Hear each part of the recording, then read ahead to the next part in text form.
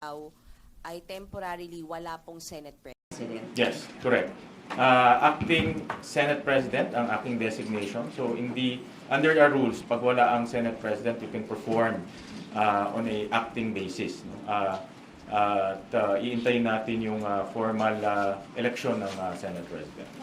May limitations ba, sir? Like, can you sign documents? Yes, I can sign order all documents. Senate Yes, staff? I can sign documents. So in the absence of a Senate President, I can perform the duties para hindi nahihinto yung administrative issues dito sa Senado. In fact, after nito, kakausapin ko yung Execom para masigurado na tuloy-tuloy yung trabaho natin. No? Kahit gusto namin magtrabaho kung yung support staff ay hindi naman nagpa-function, mahihirapan rin. No?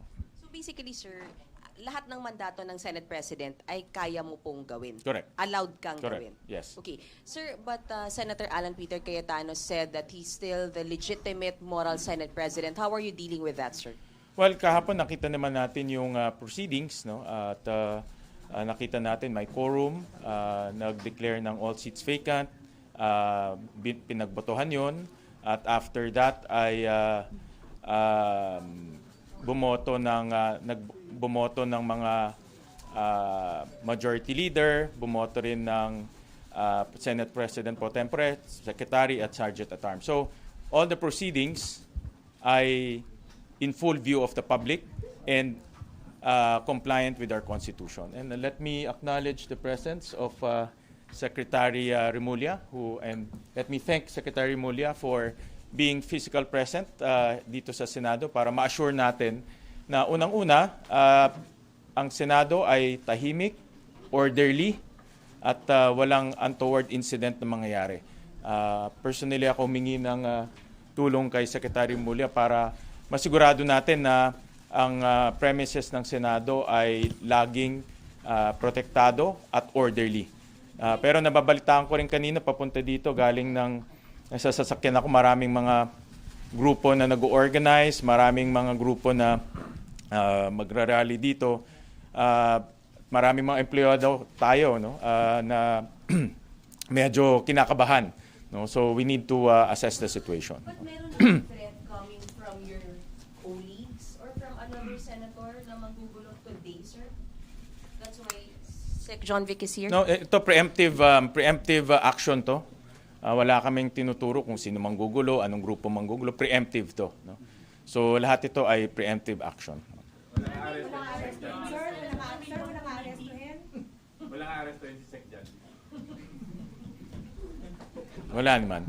Sen, balikan ko lang yung ano. Senator Alan Cayetano since last Hindi pa kami nakakapag-usap, but I plan to extend my hand to all the senators, no? Whether majority, minority, but of course in this case the new minority. At importante ngayon buo ang Senado at nagtatrabaho ang Senado, no? So marami rin naman sa mga minority, mga personal na kaibigan natin, si Senator Joel Villanueva, Senator Marcoleta, mga personal na kaibigan natin. So I would appeal to their hearts na magtulungan tayo para dito sa ating institution. pipignan niyo ba yung mag-resume ngayon yung Blue Ribbon under Senator? Ang Blue Ribbon Committee ay nag-reschedule. Ang bagong chairman natin, si Senator Erwin Tulfo, ang kanyang declaration at announcement ay na-move niya yung Blue Ribbon hearing to June... Until further notice. June 8, until Monday. Kaya lang sir, may preparation po sa session hall eh. Actually, hindi ko alam para saan yun. No? Hindi ko alam para saan yun. But wala tayong hearing today. No? So, Sir, ano how gagawin po do you sir? address the confusion that it's creating to the public? Kasi po kagabi, before matulog ang lahat, iba-ibang document ang lumalabas whether there will be a hearing or not. I think una-una yung mga partners natin tulad ng House of Representatives, in-affirm na itong proceedings yesterday. Nakita nyo naman, in-affirm ni Speaker Bojidi. After that, Malacanang rin, in-affirm, no, yung proceedings yesterday. At sabi nga ng Malacanang, if I can borrow the words, legal, no, yung proceedings. No? So these are tawag ko partners kasi alam nyo naman, ang batas hindi mapapasa kung wala ang House of Representatives. Ang batas hindi rin maipapasa kung hindi pepermahan ng presidente. So these are partners para makapasa tayo ng mga mahalagang batas. Sir, paano po ang gagawin kapag halimbawa ay nagpumilit sila talaga na gamitin ng session hall para sa balak nilang pagdinig? At sabi ho kasi kahapon ni Senator Alan Cayetano ay ihaharap nila yung 18 Marines. Walang pagdinig ngayon. No? There's no hearing today. Yan ang announcement ng Blue Ribbon Chair na si Senator Erwin Tulfo. Ipapadlock po ba ang session hall or any committee room para hindi nila magamit? Hindi ako mahilig sa mga padlock, no. Basta sundan lang yung protocol. So ibig sabihin may mga protocols tayo for security, no. For example, kung walang hearing, di walang resource persons, no. Wala ring mga arrangements kung walang hearing, no? Kasi wala naman officially hearing today. So ano po yung aktual na mangyayari o gagawin kapag ka po sila ay dumating? I cannot speculate, Nympha, pero our position ay walang hearing today, no? Papaya pigilan, sir. Senator Erwin Tulfo, may 2 to 3 senators pa daw nalilipat po sa team ninyo. Mas maganda tanungin si Senator Tulfo, mas maganda yung kanyang antena sa ganyan, no? So Sir, pipigilan niyo ba, sir, kung may mga papasok ng senador at saka resource person? no, ang senador, this is their building, no? Dito building ng Senate President, ng Senate President pro tempore, office to ng mga senador, no? So dapat lang sila pumasok dito. Sir, yung resource person, yung mga witness na sinasabi. Well, since walang hearing, walang resource persons, no? Wala tayong hearing, eh. Resource persons will not be allowed to enter the They will not be building. allowed, no? Kasi walang hearing, eh. No? Sen, balikan ko lang- That's under the security policy. Sen, binanggit nyo yung pagkakaroon ng quorum kahapon, kaya napalitan ang leadership ng Senado. Pero ang pinagbabasihan yung numero ay 22. Pero dun sa roll call kahapon, 24 na senator na pangalan ang tinawag sa roll call. Paano po mapapaliwanag yun, sir? Wala, iba naman yung roll call, sa iba yung declaration ng presiding officer at that time. At yung presiding officer nag-declare very clearly na ang denominator yesterday ay 22 senators. Sabi ng ilang experts, ang Avellino versus Cuenco ay hindi applicable sa situation ng Senado ngayon dahil iba yung situation ng nangyari noon, 1949. From 1949 to now, in Avellino case is the only Supreme Court case related to quorum. Wala nang iba, no? So until now ginagamit pa rin 'yan in cases of determining quorum. Sen, ano pong mangyayari dun sa mga bill na hindi natalakay yung mga pending for amendment sana? Magpapa-special session po ba kayo? Well, yun yung pinag-uusapan namin. Especially, ang isa sa mga concerns natin ay yung 5 general na dapat ma-promote, no? Pero hindi sila na-confirm. At pag lumampas sila doon sa birthday nila, hindi na sila pwedeng i-promote, no? So, unfair naman sa mga general natin na nagsilbi sa ating bansa at sa ating bayan. So, yun ang isa sa pinakamabigat na concern na dapat nating mabigyan ng pansin. Kasi yung 3 days na hindi tayo nagkaroon ng session, hindi rin sila na-confirm, no? So, yun isa sa, para personally, yun ang isa sa mga gusto kong ma-address, no? So, special session. Yan ang isa sa mga tinitignan namin. No? Possible is a special session. Ha? How soon? Titignan namin muna yung mga, tinitignan ko ngayon at tinitignan rin ng mga ibang mga senador, yung mga list of bills na kailangan natin matakal, yung mga personalities na kailangan natin ma-confirm. Dapat maipon yung para kung magkaka-special session man, tuloy-tuloy, no? Tuloy-tuloy maaprubahan lahat yun. No? Will you be seeking audience with the president soon? I need to consult our senators first, no? Kailangan natin ma-consult siya. Yung mga senators natin para malaman natin kung ano ba yung mga kailangan natin i-approvean sa special session. Pero Pangulo kasi hihingi ng special session, sir. Tama ba?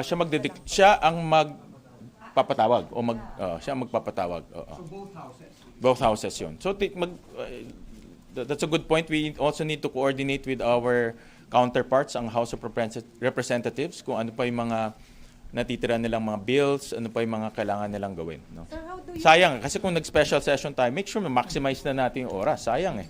So, paano po ba Kasi kagabi naglabas si Senator Erwin as Ano? the new Blue Ribbon Committee Chair ng notice that the Blue Ribbon Committee hearing today is postponed until further notice. yung kanyang notice kagabi is postponed yung hearing ngayong araw until further notice. I believe he will. Ibig sabihin ba nito, No, sir? I believe he will issue another announcement. No, based on my conversation with him, Monday ba? June 8, no? June 8. Monday ang kanyang target. No? Kaso nakikita ng iba na parang yung attempt daw to stop yung pagsasagawa ng Blue Ribbon hearing sa No, walang Francis attempt. Oscar daw. Itutuloy yung Blue Ribbon hearing. That's very clear. Si Senator Erwin Tulfo, the chairman of the Blue Ribbon, itutuloy niyan. Of course, since bagong appointment niya, he has to update himself, no, with the situation and with the pieces of evidence. So itutuloy niyan. Sir, si Senator Alan Peter Cayetano naglalabas din ng instructions sa OSAA, sa mga empleyado. As we speak now, sino dapat ang pakinggan ng mga empleyado ng mga OSAA doon sa mga instruction na ibinibigay? Dahil dalawa po yung lumalabas na instructions. Well, na duly elected ng majority. Of course, si Secretary Ray Bantug, ang duly elected secretary natin. Ang ating Sergeant at Arms, si General Corpus, wala siya dito, no? Si General Corpus, and of course, yours truly, bilang the SP Pro Tempore. Sir, masasabi bang stable na ang Senate kung dala-dalawa po kayo ni Senator Alan who are giving orders? Specifically kagabi, naglabas po siya ng memo, tuloy yung Blue Ribbon. After an hour, naglabas po kayo ng memo na work from home. So how stable is Senate with two leaders ordering the split? Yeah, that's why I'm reaching out to our to all our senators, no? Hindi naman ako, like I said, hindi ko tinitignan majority, minority. Let's work together, no? Importante na nagtatrabaho tayo. We want to go back to work. Gusto natin na maayos ang takbo ng Senado. Pantay-pantay naman kami na gusto na natin magtrabaho, no? So I think common goal yan ng any senator. So ano po ang report sa inyo? Nag-comply po ba yung Senate employees and OSAA dun sa inyong directive, like yung work from home muna and yung mga security Yes, I think so. arrangements? I think so. Pasok ko lang. I have to, actually, may meeting kami ngayon ni Secretary on the situation, and I appreciate si Sec John Vic ay nandito rin to para bigyan kami ng update on the situation. No? So, after this, trabaho na. So nag-vacate na si Atty. Morales? Nag-vacate na sa office? I believe so. I believe so. No? I believe so. Senator, Hindi pa, medyo bago pa lang eh. So, yeah, I have to get... Sir, yung Broom Secretariat, sir, hindi pupunta sa pinatawag na hearing. Walang hearing ngayon eh, so walang secretariat na pupunta. Yeah. Sir, kung office ng mga senador po ang Senate, bawal lang po yung resource persons to enter the session hall, pero pwede sa opisina ng mga senador? Meron tayong protocols for visitors and guests. So sundan lang yung protocols, no. Guys, ang importante dito masundan yung protocols, no. Masundan yung procedure natin. Gusto natin safe, orderly ang Senado. Senator, picking up Gusto from... natin lahat ng pumapasok dito sumusunod sa mga patakaran natin. No? Senator- Dahil kung hindi magulo. No? Senator, picking up from the 2020 House fiasco, nag-hold sila ng session outside of the Batasan. And what will happen if magkaroon ng ganong instance for committee hearing or perhaps a session na The most plenary? important is quorum. And quorum needs numbers. No? We have 12, they have 10. No? And the minimum number for quorum is 12. How about for a committee hearing? Committee hearing, if you listened yesterday, all seats vacant. So lahat ng chairman vacant except doon na na-appoint yesterday. In fact, walang mga members kasi all seats pati members ay vacant. No? So should the PIA or the Cayetano bloc hold a Blue Ribbon Committee outside of the Senate that wouldn't be recognized? The senators are not precluded from holding meetings, from holding consultative hearings. Ako, ang dami kong naka-line up na consultative meetings in the next few days with the farmers, transportation group, the NVS, logistics group because of inflation. So these are my own initiative na imi-meet ko yung mga different stakeholders to hear their voices, no? And yung mga problema na nararanasan nila. No? So, yan, trabaho yan ng mga senador. No, regardless kung anong committee ka, regardless kung anong interest mo. No? Senator, Okay.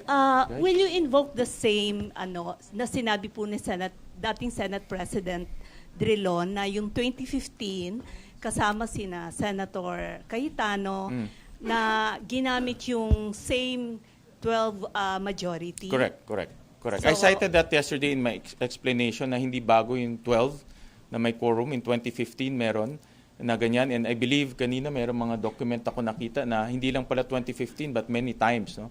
I just need to confirm yung mga years. But definitely in 2015, 12 lang yung senators to determine a quorum. Sir, can we gear towards the impeachment issue? Kasi isa yan sa inaabangan.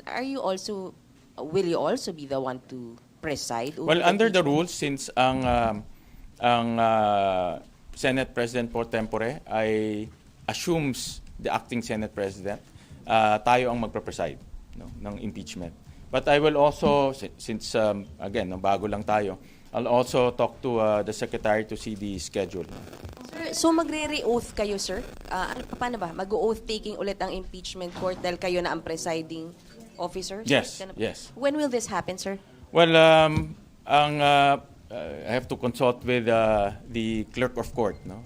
Kung ano yung mga procedures, no? But definitely pagbukas ka lang mag-oath. Sir, hanggang kailan po kayo acting SP? May usapan po ba na, kunyari sa special session, sir, magkaroon na kayo ng 13, maging SP ka na, ganon, sir? Possible yan. Possible yan kung magkakaroon ng 13. Na kailan, sir, mangyayari? Hindi pa When the natin special alam. session opens, it's possible that, ano yun, sir? Sorry po. Kung may 13, no, pwede sa special session yan, for sure. No, but wala pa tayong pinag-uusapan pa all of these things. So, Sen, kahapon na aprubahan yung Senate resolution na nagpupush para sa pag-i-elect ng presiding officer para sa impeachment court. So, ibig sabihin nakapag-elect na sila, which is you. Kayo po ba ang na-elect? No, walang election yesterday. No, we just amended the rules. It's still the Senate President will preside the impeachment unless yung Senate itself will say na and they will agree and say na we elect somebody else. No? So, but as a rule, it's a Senate President. Sir, sorry hindi naman sa minamaliit yung acting. Pero, kamusta yung Senate work with just an acting Senate President and not a real Senate President, sir? Well, that is in the rules. No? Kasi ang rules natin, very clear kung may mga ganitong situation, dapat tumatakbo pa rin yung Senate. No? So that's why they appointed an acting Senate President. No? Para takbo pa rin lahat. Lahat pa rin ay gumagana. No? So that's the essence of why we have that rule.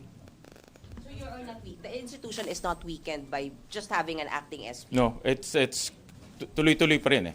As long as the institution is moving, as long as the institution is functioning, then it's performing its duties. Clarification na SP. Pag-reconstitute ng impeachment court, kung adjourn na kayo as a legislative body. Yes, pwede. Kasi the impeachment court takes a life of its own. No? So separate naman siya from the legislative body. No? Pero may schedule na kasing rinelease. No? So we have to review that schedule. But brief naman kami doon sa schedule nung rinelease yun. No? Pero yung re-oath, sir, dapat may session, di ba? It can happen during the impeachment proceedings already. Na-impeachment court na agad. Yes, oo. It can happen during that time. Same senators naman yun eh. 'Di ba? Kasi di ba yung past resolution yesterday, that you can appoint a presiding officer. So who's the likely presiding officer? For now, it's the acting Senate President. And you're not inclined to appoint someone else? I have to consult the senators. No? Sen, balikan ko lang yung sa issue ng pagsasagawa ng pagdinig sa labas ng Senate premises. So, the camp of Senator Pia is not barred from holding a hearing, a committee hearing outside the Senate? A hearing kasi may procedure yan eh. Mag-release ka ng invitation 3 days ahead, tapos i-advise mo yung legislative office to set it up. Dapat may mga stenographers, etc. No? So, but meetings you can. No? Ang meetings mas liberal ang process. No? You can ask for a meeting or a consultative meeting 1 or 2 days ahead. No? So, or 1 and 2 days after. No? Pero kung related siya sa Blue Ribbon yung kanilang isasagawang meeting outside the Senate, are they required to submit the report sa mismong It's Blue Ribbon it's Committee? option na yan ng who will preside over the meeting. No? Okay? Okay tayo, guys? Sir, di ba nag-approve kayo ng resolution para amyendahan ang impeachment rules para sa gayon ay pwede pong mag-preside ang iba kasi tama ho ba nasa rules dapat Senate President. So since walang Senate President. So kailan niyo po maaaprubahan yung amendment doon sa rules at Aprubahan na. ano I mean sir, 'di ba sa impeachment court mismo yung kinakailangang aprubahan yung rules? Hindi. Sa Kahapon impeachment court? inaprubahan Opo, namin yes, yung sir, sa plenary, yung yes, pag-amend. yes. Pero hindi po ba yung kailangang aprubahan ulit habang na. nakakonvene kayo sa impeachment court? Hindi na kailangan. So kahapon is already good to go. And then, kailan po mangyayari yung panunumpa ninyo bilang presiding officer ng impeachment court? Pag open na ng impeachment. Okay, sa July 6. Pag open na ng impeachment proceedings. As is As for now. Kasi we have to, I think yan yung, that is based on the original schedule, and I think, okay, for me, the original schedule is feasible.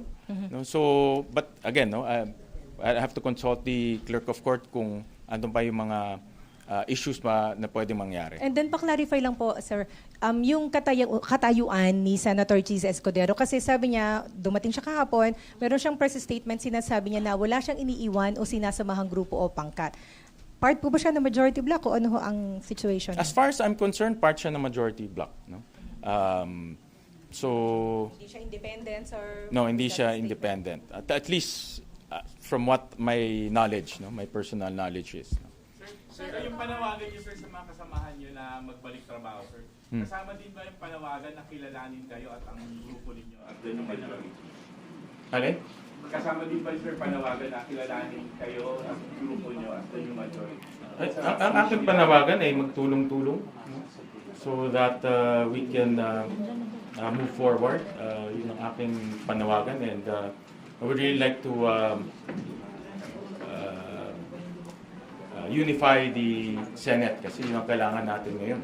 No? And I know it's difficult for now kasi emotions are high, pero kung medyo humuhupa na emosyon, ay kailangan namin mag-usap-usap.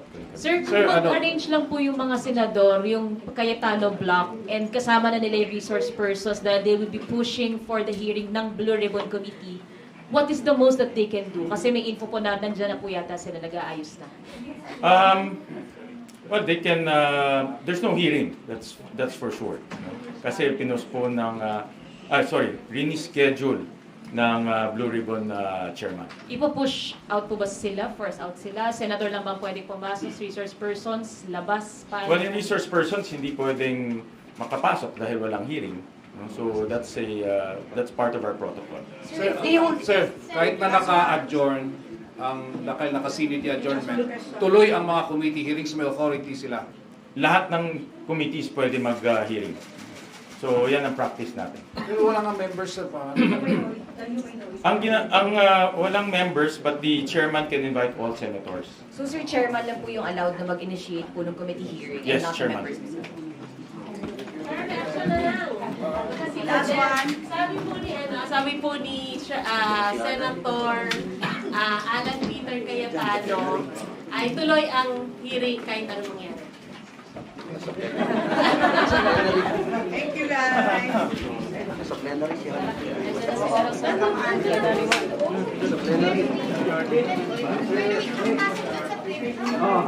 Pumasok sa plenary. Sige, dante na bahala.